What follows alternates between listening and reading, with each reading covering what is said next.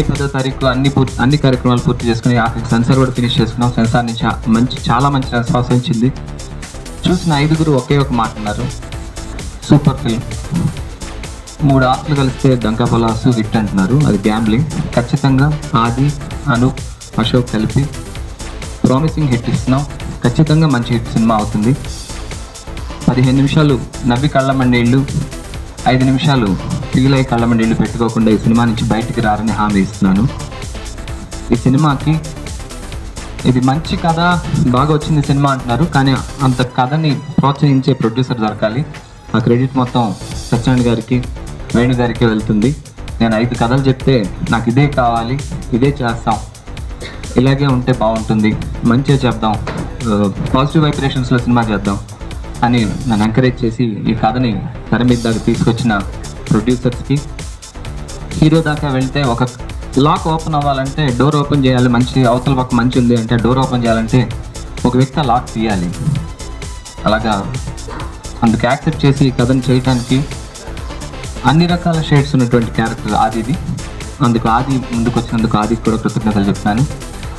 ఇందులోనే మేము మీకు ఇందాక ఆది చెప్పబోయిన సీక్రెట్ అవుతుంది అండ్ నిషా గురించి చెప్పిన తర్వాత, నిషా మీకు మిగతా సినిమాలన్నిటి మీద నిషా పూర్తి తేడాగా ఉంటుందండి. ఇందులో అందంగా ఉంటుంది, అలాగే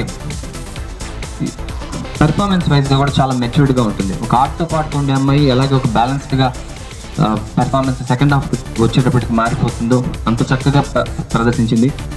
ఇందాక మీకు చెప్తా ఉన్న సీక్రెట్, మేము ఈ సినిమాకి సంబంధించిన పబ్లిసిటీ పాటతోటే వచ్చామండి. ఇందులో ఎంతమంది ఆడియన్స్ లేదా ఎంతమంది శ్రోతలు ఈ పాటలు విన్నారో తెలియదు, కానీ మేము ఈ సినిమాలో ఒక సాంగ్, నీలాకాశంలో అనే ఒక సాంగ్ రాసిన సిచ్యువేషన్ హీరో కోసం పాడుతుందని కాదు, సినిమా ఆడియన్స్ కోసం పాడుతుంది. మీరు ఒకసారి మళ్ళీ ఈ పాట వినండి. సినిమా అనేది ఆడియన్ని ఇన్వైట్ చేస్తూ పాడిన పాట. అలాగా తెలుగు నేటివిటీ ఏది మిస్ కాకుండా వచ్చినటువంటి cinema Sukumarudu. It's a cinema means entertainment. ఇది ఫ్యామిలీయా ఇదా కాదు, ప్రతి ఒక్కరూ ఎంజాయ్ చేస్తారు.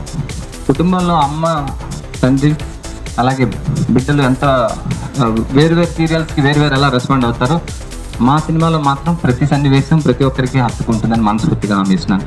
మే 10వ తారీఖు ఖచ్చితంగా ఈ సినిమా అన్ని థియేటర్లలో ప్రపంచవ్యాప్తంగా రిలీజ్ కాబోతుంది. థియేటర్స్ ఏంటనేది వేణు గారు డిసైడ్ చేస్తారు.